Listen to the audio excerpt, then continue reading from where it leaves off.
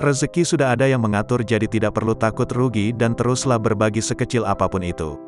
Sepenggal ungkapkan yang diutarakan oleh Jimny Laksana, pemilik kedai bakso dan mie ayam R3 yang sering menyelenggarakan aksi berbagi sejak awal pandemi COVID-19. Mulai dari membuka warung makan ikhlas yang tidak memungut biaya apapun, berbagi makanan gratis dan ayam maksimal 50 kg setiap hari untuk yatim piatu, dan yang baru saja dilaksanakan yaitu membagi 250 bungkus lele dan 250 bungkus ayam untuk warga sekitar rumah tempat tinggalnya.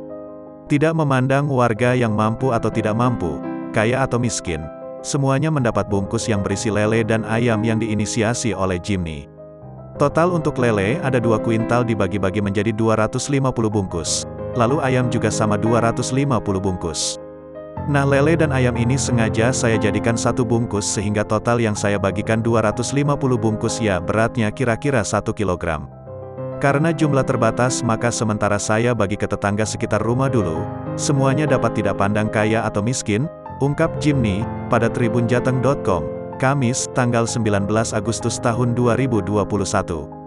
Ayah dari 3 anak ini bercerita, ide membagikan lele dan ayam muncul karena rasa prihatinnya kepada kondisi masyarakat yang terdampak adanya pandemi COVID-19 ditambah PPKM yang masih berlangsung.